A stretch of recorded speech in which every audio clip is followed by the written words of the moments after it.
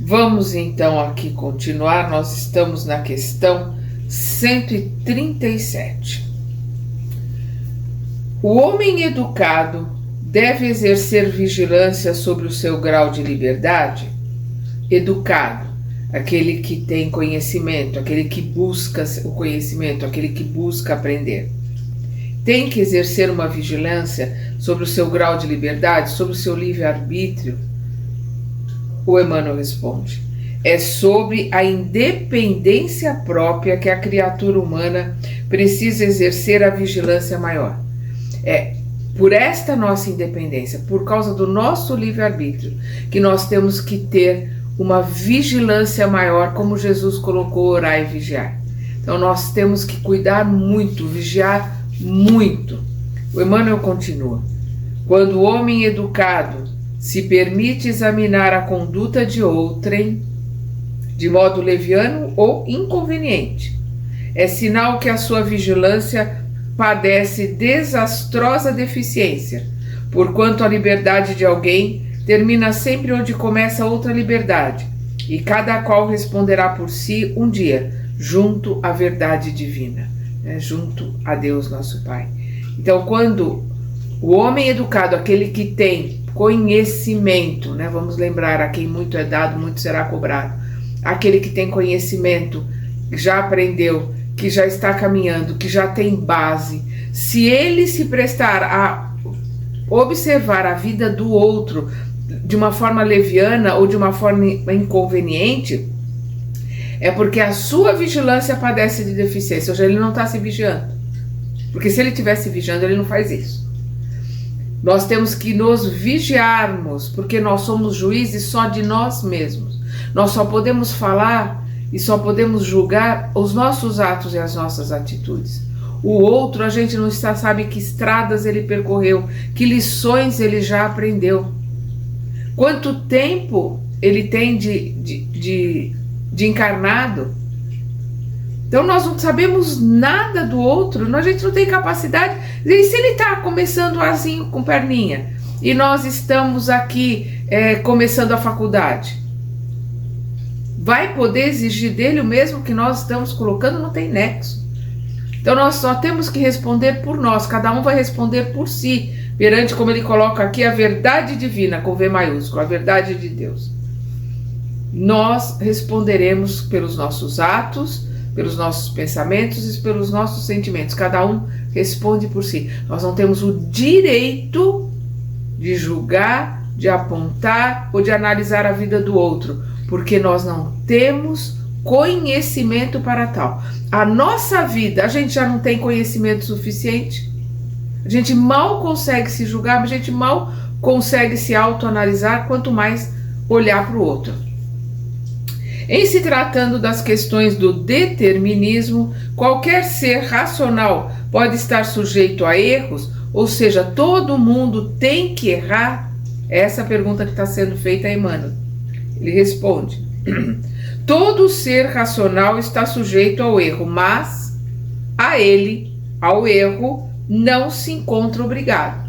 Todos nós estamos sujeitos ao erro? Estamos, porque nós estamos aqui para aprender, nós estamos aqui para estudar, estamos aqui para adquirir experiência e para provarmos o que já aprendemos. Então, estamos sujeitos ao erro? Estamos. Temos que aprender com o erro, temos que aproveitar o erro da melhor forma possível, mas nós não somos obrigados a cometer o erro. Faz parte da nossa escolha, do nosso livre-arbítrio, cometer ou não o erro. E é isso que o Emmanuel está colocando aqui. Todo ser racional está sujeito ao erro, mas ele não se encontra obrigado. Ou seja, ao erro, o ser racional não se encontra obrigado a errar. Em plano de provações, provas difíceis e de experiências como a Terra, o erro deve ser sempre levado à conta dessas mesmas experiências, ou seja, das experiências que nós temos que passar por aqui, das provações, as provas difíceis. Então, podemos cometer o erro? Temos que reconhecer o mais rápido possível, temos que pedir perdão, pedir desculpas e ressarcir, e continuar a nossa trajetória. Então, Em plano de provações e de experiências como a Terra, o erro deve ser sempre levado à conta dessas mesmas experiências. Tão logo seja reconhecido pelo seu autor direto ou indireto, tão logo o erro seja reconhecido por seu autor, seja o autor direto, seja autor indireto, tratando-se de aproveitar os seus resultados, aproveitar os resultados desse erro para aprendizado, para experiência, para que a gente alavanque o nosso crescimento em idênticas circunstâncias da vida, sendo louvável que as criaturas abdiquem, abram mão à repetição dos experimentos, ou seja, abram mão de repetir o mesmo erro. Trabalhem, se esforcem para não repetir o mesmo erro, em favor do seu próprio bem no curso infinito do tempo, porque nós somos eternos e a nossa experiência, o nosso aprendizado é eterno. Se na luta da vida terrestre existem circunstâncias por toda parte, qual será a melhor de todas, a melhor de todas as circunstâncias dignas de ser seguida? O Emmanuel coloca: em todas as situações da existência, a mente do homem defronta as circunstâncias do determinismo divino e do determinismo humano. Vamos lembrar, a mente está no espírito, A mente está no espírito. E é a mente que trabalha para analisar o que está sendo visto, o que está sendo aprendido, para realizar o pensamento. Vamos lembrar que a mente é o espelho da vida em toda parte. E o pensamento é a construção daquilo que nós, por exemplo, entendemos, que nós colocamos como certo. Por quê? Porque na nossa mente nós analisamos e nós acertamos e construímos com o pensamento. Nesse corpo físico, nesse avatar, não. Nós somos espírito. Esse corpo físico, esse avatar é só vestimenta. Então, o que ele está colocando aqui? Em todas as situações da existência, a mente do homem defronta circunstâncias do determinismo divino e do determinismo humano.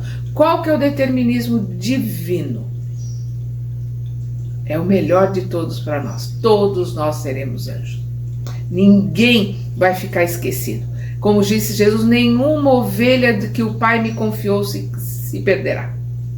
Todos nós, por determinismo de Deus, saímos do átomo e vamos chegar na angelitude, no arcanjo.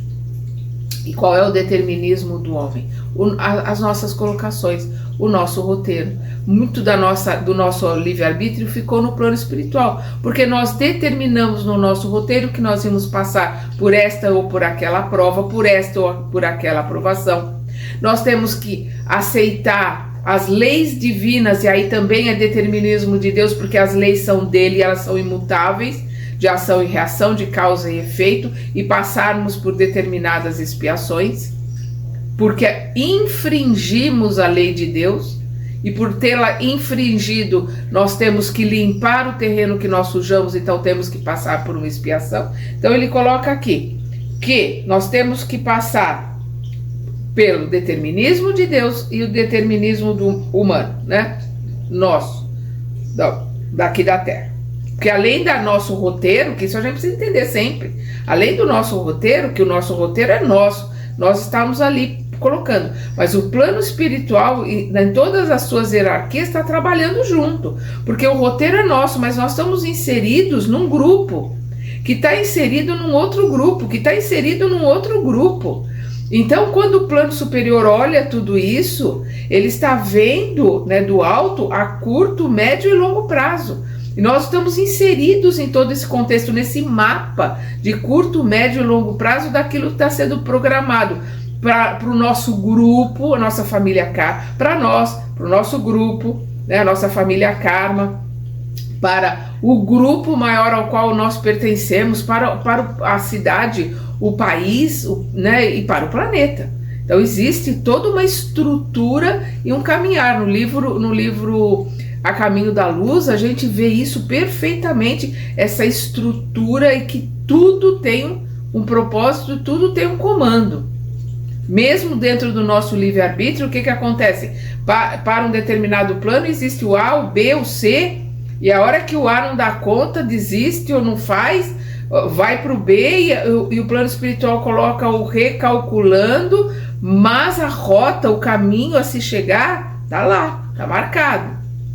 Então, é o que ele está colocando aqui. Nós temos o determinismo divino e o determinismo humano. A circunstância a ser seguida, portanto, deve ser sempre a do primeiro, do determinismo divino. Nós temos que caminhar para a angelitude, para o aprendizado e caminhar dentro daquilo do mapa que os prepostos do Cristo estão montando para o crescimento e para a melhora do todo. Porque com o nosso livre-arbítrio a gente pode ser o elemento que atrapalha. A gente pode ser aquele que está ali derrubando as pecinhas que estão naquele jogo. Às vezes temos até que ser contidos. Então, a circunstância a ser seguida, portanto, deve ser sempre a do primeiro, né? Do determinismo divino. A fim de que o segundo, que é o determinismo humano, né? É o determinismo que nós colocamos no nosso roteiro e o determinismo que existe no plano geral para o planeta Terra.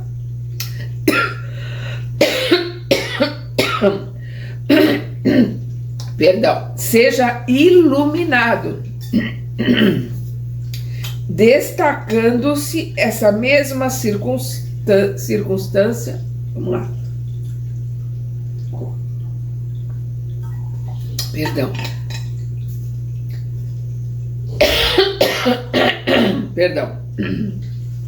Então, a circunstância a ser seguida, portanto, deve ser sempre a do primeiro, né? Do determinismo divino, a fim de que o segundo seja iluminado, destacando-se essa mesma circunstância pelo seu caráter de benefício geral, porque tudo que nós fazemos, nós temos que olhar sempre para o nós, né? Para benefício geral, muitas vezes com o sacrifício da satisfação egoística da personalidade. Por quê? Porque nós temos que olhar sempre para o grupo, sempre para o nós.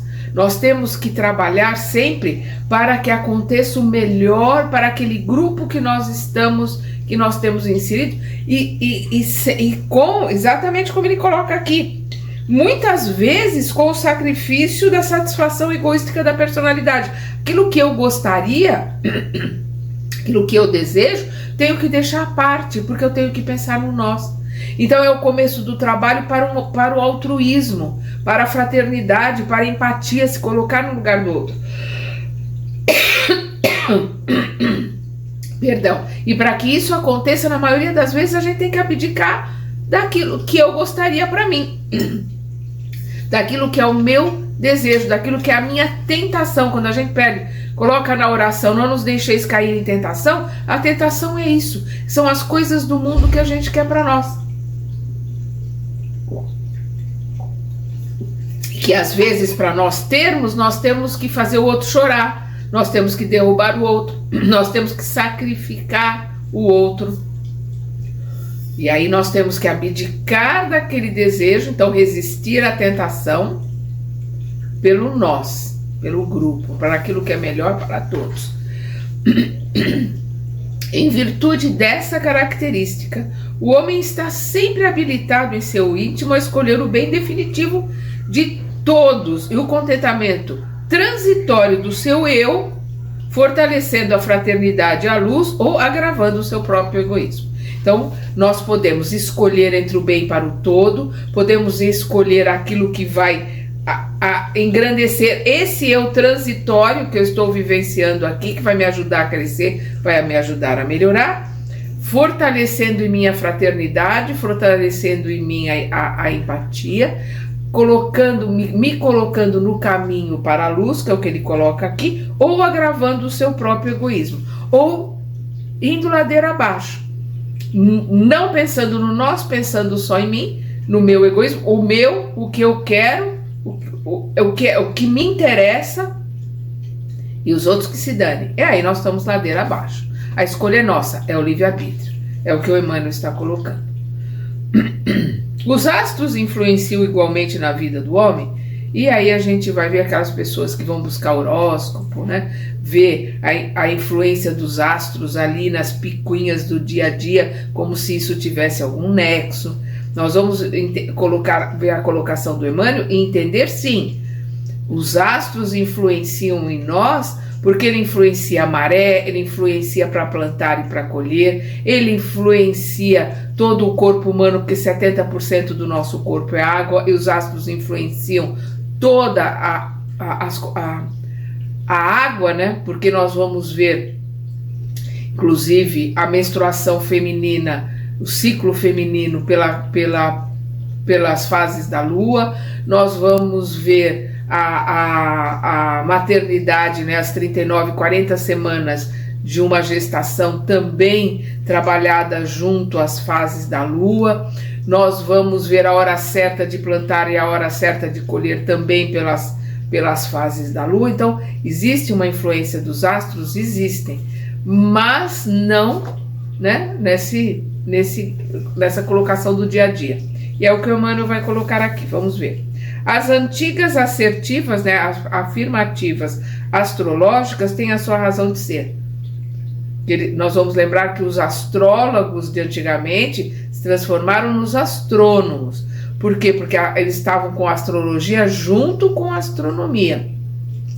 E aí depois se separou, né, uma coisa mais mística, né, da astrologia, e a astronomia continuou. Então, as antigas afirmativas astrológicas têm a sua razão de ser.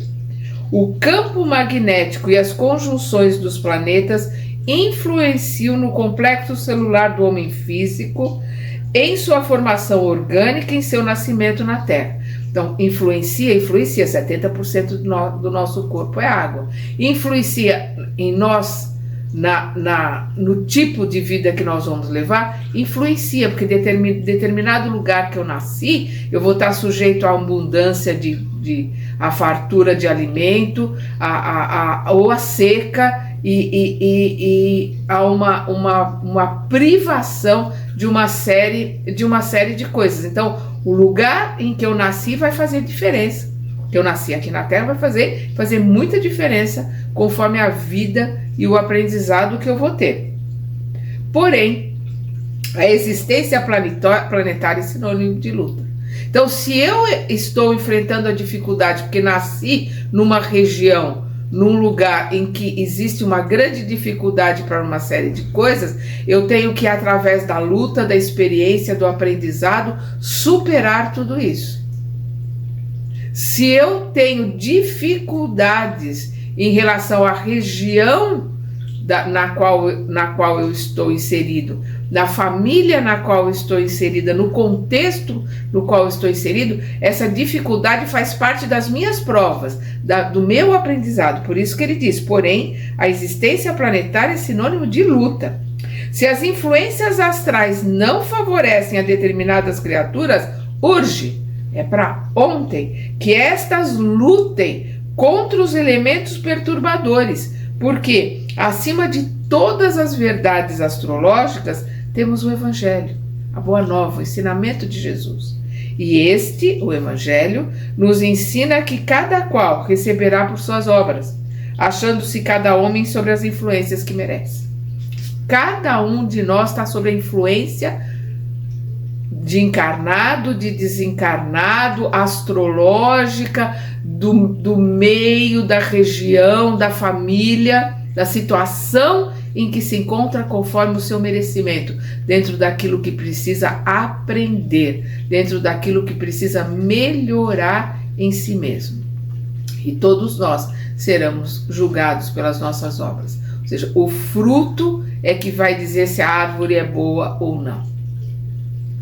Há influências espirituais entre o ser humano e o seu nome, tanto na Terra como no espaço? Essa é outra pergunta, né, das pessoas que mudam o nome por causa de numerologia ou de uma série de pensamentos acerca digamos assim, colocações místicas, né, acerca do nome, porque o nome é um mantra, mas né? Somos nós que determinamos as nossas escolhas e aquilo que nós vamos crescer, aprender ou não, independentemente do tipo de mantra que seja o nosso nome. A gente precisa entender isso. E é o que o Emmanuel vai colocar aqui. Na Terra, ou no plano invisível, temos a simbologia sagrada das palavras. Por quê? Porque a palavra é criadora. Então, a princípio foi o verbo, ou seja, o princípio de tudo na Gênesis mosaica é o verbo, é a palavra. A palavra, ela é uma energia, e como energia ela tem uma força, ela tem um poder. Então o nosso nome é um mantra, é sobre este mantra que nós atendemos e respondemos, né? É o som que corresponde a nós. Tem o seu significado, tem a sua energia? Tem, né? Mas até a página 2, vamos ver aqui o Emmanuel. Na Terra ou no plano invisível, temos a simbologia sagrada das palavras. Todavia, o estudo dessas influências requer um grande volume de considerações especializadas e como o nosso trabalho humilde é uma apologia, né, um louvor, uma defesa ao esforço de cada um, ainda que temos de reconhecer que cada homem recebe as influências a que fez jus, competindo a cada coração renovar seus próprios valores em marcha para realizações cada vez mais altas, pois que o determinismo de Deus é o bem, e todos os que se entregarem realmente ao bem triunfarão de todos os óbices, de todos os obstáculos do mundo. Então, é o que ele está dizendo, é complexo, existe toda uma simbologia e todo o sagrado da palavra, o sagrado do som, do verbo, mas nós temos que buscar o sagrado de todas as coisas que estão à nossa volta. E como ele coloca aqui, o nosso trabalho humilde, o trabalho dele, né, o trabalho espiritual daqueles que trabalham com ele coloca ali como humilde, é uma apologia ao esforço de cada um. Ele está ali para ajudar, está respondendo as perguntas, ele está trazendo essas instruções para nos ajudar, para que possamos encontrar o nosso caminho para melhorarmos e para aprimorarmos. E o determinismo de Deus é o bem, é que todos nós nos tornemos anjos. Então, se nós caminharmos para o bem, se nós escolhermos o melhor caminho para realizarmos a vontade de Deus, nosso Pai, estaremos crescendo, estaremos melhorando, não importa qual seja o mantra do nosso nome, a numerologia do nosso nome, o lugar onde nós estamos encarnados, seja neste astro, neste signo, naquele outro signo, não faz diferença. O que faz diferença é a nossa vontade de melhorar, de crescer e de se aprimorar. Então, está tudo dentro de nós e depende de nós esta melhora e este crescimento. Poderíamos receber o ensinamento sobre o número 7, tantas vezes utilizado no ensino das tradições sagradas do cristianismo. Nós vamos lembrar que a nossa cultura é judaico-cristã, né? Porque Jesus era judeu. Então, nós temos toda a cultura judaica, né, inserida dentro do aprendizado, dentro daquilo que nós aprendemos no cristianismo, porque uma coisa está ligada à outra. E a Cabala, né, como o judeu fala, a Cabalá, ela estuda muitos números e o número 7 ele é muito colocado. Nós sabemos que até hoje, os judeus hoje estão no ano 5.700 e pouco, 5.800, então eles estão aguardando o 7º milênio, né? Quando chegar no ano 7.000, eles acreditam que no ano 7.000 o Messias virá. Então eles têm essa conotação com o número 7 e isso acabou influenciando a nossa cultura também. Vamos ver aqui a colocação do Emmanuel. Uma opinião isolada nos conduzirá a muitas análises nos domínios da chamada numerologia, fugindo ao escopo, né, ao alvo de nossas cogitações espirituais. Então, ele colocou aqui, uma opinião isolada pode nos levar a muitas análises, né, dentro da numerologia, e vai fugir do alvo, vai fugir daquilo que o Emmanuel está se propondo a nos auxiliar, a nos ensinar neste livro aqui. Os números, como as vibrações, possuem a sua mística natural. Ele acabou de falar sobre o verbo, sobre o som, a palavra, né? O verbo, a palavra ser sagrado, né?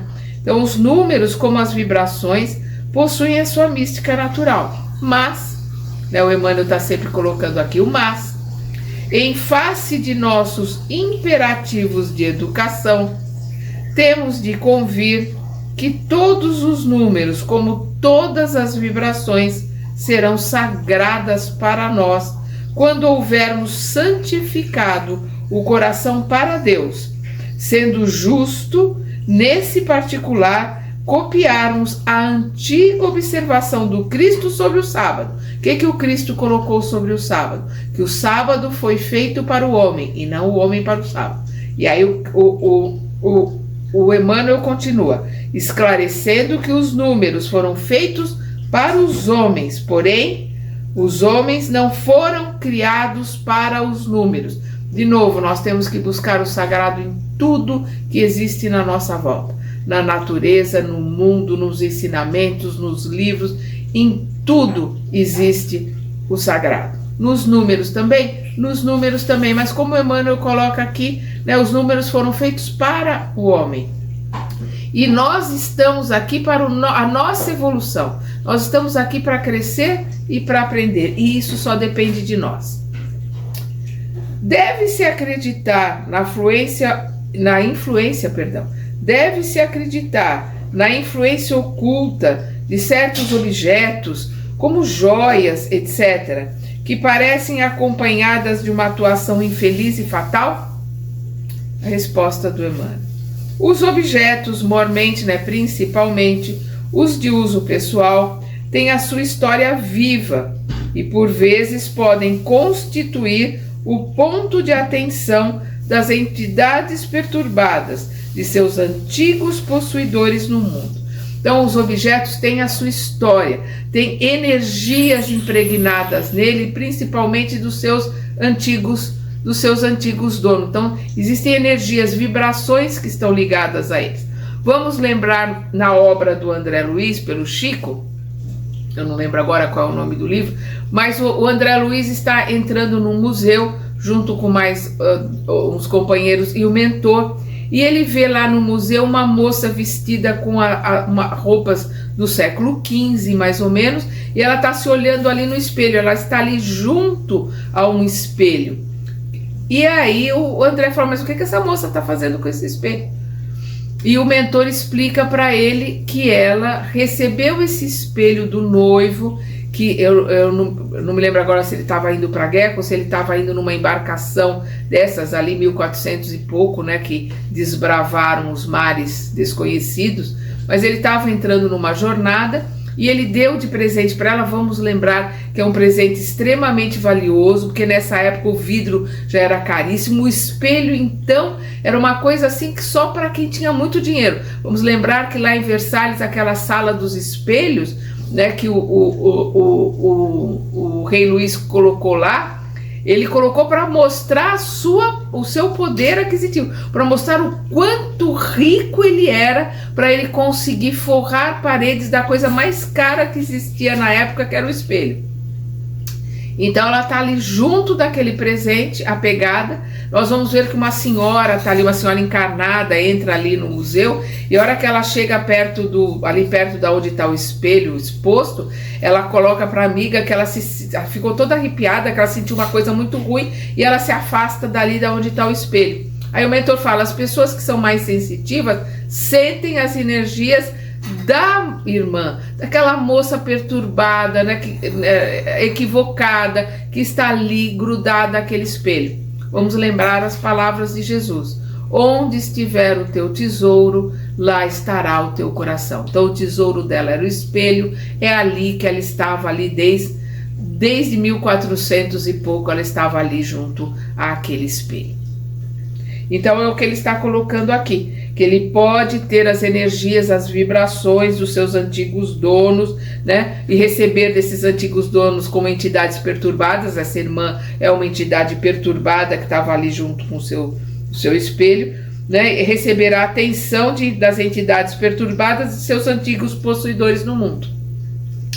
Razão porque parecem tocados por vezes de singulares influências ocultas.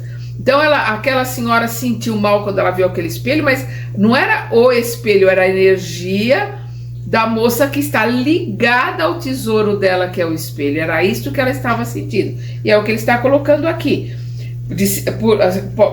Razão porque parecem tocados, né, esses objetos, por vezes de singulares influências ocultas, porém, nosso esforço deve ser o da libertação espiritual, sendo indispensável lutarmos contra os fetiches. O fetiche é a adoração, né? É prestar culto a um determinado objeto. Então, lutarmos contra os fetiches para considerar tão somente os valores morais do homem na sua jornada para o perfeito. Então nós temos que trabalhar sempre para o desapego de tudo, de coisas, de pessoas. Nós temos que trabalhar para nos colocarmos o mais livre possível. Para a hora que nós desencarnarmos, o nosso tesouro verdadeiro seja o nosso aprendizado, seja o amor que nós temos pelas pessoas que nos cercam, encarnadas e desencarnadas. Não é o apego, o egoísmo, né? Aquilo que pseudo-amor de posse das pessoas encarnadas. Não, o amor verdadeiro a todos aqueles que nos cercam. A vontade de modificar, a vontade de crescer, a vontade de aprender. A gente desencarna e continua a jornada de aprendizado, continua se instruindo, continua a nossa viagem. Para isso a gente precisa se desapegar de coisas e pessoas, para não ficarmos presos a um objeto, a um emprego, a uma empresa, a uma família, a um tesouro, seja ele a herança que se deixou, a casa e por aí vai. Tem pessoas apegadas a um monte de coisa. Os fenômenos premonitórios atestam a possibilidade da presciência em relação ao futuro? O Emmanuel responde: os espíritos de nossa esfera não podem desavassar o futuro. Quem são os espíritos da esfera de Emmanuel? São os espíritos elevados. Então, os espíritos elevados não podem devassar o futuro, considerando essa atividade uma característica dos atributos do Criador Supremo, que é Deus. O Emmanuel continua: temos de considerar, todavia, que as existências humanas estão subordinadas a um mapa de provas gerais, onde a personalidade deve movimentar-se com o seu esforço para a iluminação do porvir, a iluminação do futuro. Nós estávamos falando agora há pouco sobre essa questão desse mapa. Nós temos o nosso roteiro, que nós montamos ali as provas que nós vamos passar, aquilo que nós queremos provar que aprendemos. Nós temos um roteiro que nós participamos da montagem. Mas esse roteiro faz parte de um roteiro maior, que é do grupo que está ali, né? O grupo, a família biológica na qual nós estamos ligadas. Aí, que também faz parte de um roteiro maior, que é o grupo Karma, ao qual nós estamos inseridos, que também faz parte de um roteiro maior, que é a época, o bairro, a cidade, o país, o planeta no qual nós estamos inseridos. Então existe um roteiro, né, de curto, médio e longo prazo que nós estamos inseridos. Quando nós nos desdobramos, nós estamos em contato com o nosso roteiro. Então a gente tem contato com o futuro? Não, a gente tem contato com aquilo que nós programamos. Se nós mantivermos a programação, nós estamos com contato com o futuro, porque nós temos o nosso livre-arbítrio. Vamos lembrar, né, do livro Mensageiros, que a gente vê lá o pessoal que programou e não fez nada daquilo que programou. Nós temos o livre-arbítrio, a gente vai seguir o roteiro ou não, depende da nossa escolha. Então é o que ele está colocando aqui. Temos de considerar, todavia, que as existências humanas estão subordinadas a um mapa de provas gerais, onde a personalidade deve movimentar-se, quer dizer, aquela persona, aquele ego, né? Aquela que está vivenciando ali. O meu aqui agora é Sandra. Então, eu estou Sandra, é a personalidade que eu estou vivenciando nesta encarnação. Então, onde a personalidade deve movimentar-se dentro desse mapa de provas gerais, com seu esforço para a iluminação do amanhã, do futuro, do porvir. E dentro desse roteiro, os mentores espirituais mais elevados podem organizar os fatos premonitórios, quando convenham a demonstração de que o homem não se resume a um conglomerado de elementos químicos de conformidade com a definição do materialismo dissolvente. Quando for o plano superior achar que aquele conhecimento premonitório vai ajudar no trabalho do grupo, é sempre para o grupo, é sempre para o nós, nunca para o eu, e principalmente para a demonstração de que o homem não se resume a um conglomerado de elementos químicos, não se resume à matéria, não se resume ao corpo físico, né? Conforme a definição do materialismo dissolvente. Por que materialismo dissolvente? Aqui o livro é de 1940, mas já ali, a partir dali, a gente vai vendo que não existe a matéria. Foi cada vez mais comprovado que aquilo que a gente acha que é denso, que é a matéria, existem enormes espaços vazios entre o núcleo do átomo e os elétrons que estão em volta. Da mesma forma que existem esses espaços vazios entre, né, o Sol e os planetas que estão girando em volta do Sol, porque é o mesmo, a mesma conjectura. O que existe no micro existe no macro. Da mesma forma que o átomo tem um núcleo, o elétron girando em volta, o Sol está ali e os planetas estão girando em volta do Sol. O que tem no micro, tem no macro. Que dizermos da cartomancia em face do espiritismo? E aí o Emmanuel esclarece. A cartomancia pode enquadrar-se nos fenômenos psíquicos. O que são os fenômenos psíquicos? A paranormalidade. Então, uma pessoa ela pode ter condições de, pela sua paranormalidade, captar o pensamento daquela pessoa que está ali se consultando com ela. Ela pode se desdobrar, né, as pessoas que têm dupla vista, se desdobrar e ir a determinados lugares que aquela pessoa está ali comentando, olhar gavetas, olhar coisas, escutar pessoas conversando. Isso é paranormalidade. E ela pode usar isso para, digamos assim, ganhar dinheiro, ganhar fama, ganhar prestígio, né, como uma pessoa que preconiza ou prevê o futuro.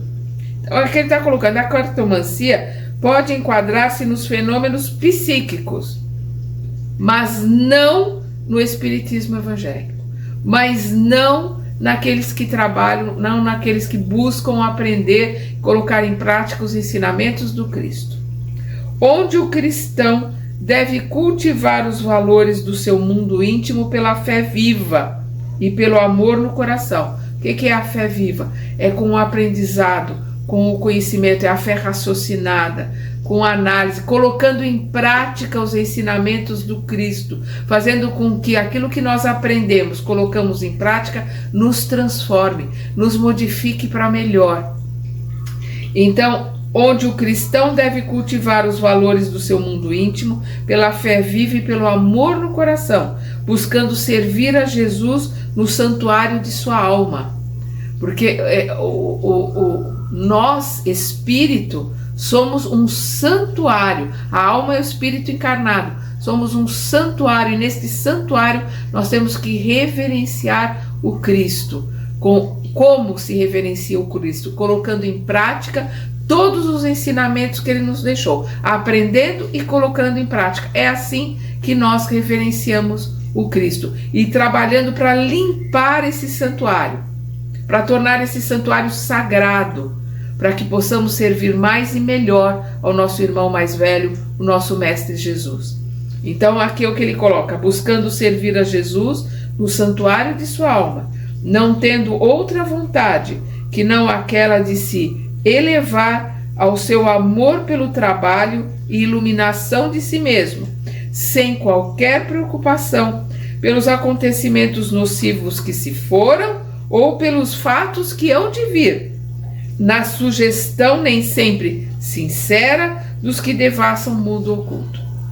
Então nós temos que trabalhar para o nosso desenvolvimento. A gente não tem que olhar para trás, o que já foi, a gente não tem como voltar para o passado. Nós temos que trabalhar o agora, nos modificar agora, para podermos ter um futuro melhor, tanto nesta encarnação como na próxima, porque hoje aqui agora nós estamos trabalhando para a nossa encarnação futura, porque somos herdeiros de nós mesmos, e temos que trabalhar nesse intuito de melhorarmos a cada dia, de sermos hoje melhor do que ontem, e sem se deixar iludir por aqueles que, como ele coloca aqui, não ter preocupação pelos acontecimentos nocivos que se foram, ou pelos fatos que hão de vir, na sugestão nem sempre sincera, normalmente hipócrita, falsa, mística, enganadora dos que devassam o mundo oculto, daqueles que, embora tenham uma paranormalidade, estão fazendo isso em benefício próprio, estão fazendo isso para ganhar dinheiro ou para ter fama, ou seja qual for o motivo. Se afasta desse tipo de energia e desse tipo de vibração. Por quê? Porque ela é deletéria. São os nossos irmãozinhos instigantes que estão trabalhando com esses nossos irmãos que querem ganhar a vida adivinhando, ou melhor dizendo, enganando os incautos em relação ao futuro. Nós paramos aqui na questão 145 e no nosso próximo estudo nós vamos entrar em outro tópico que é o de transição. Até lá!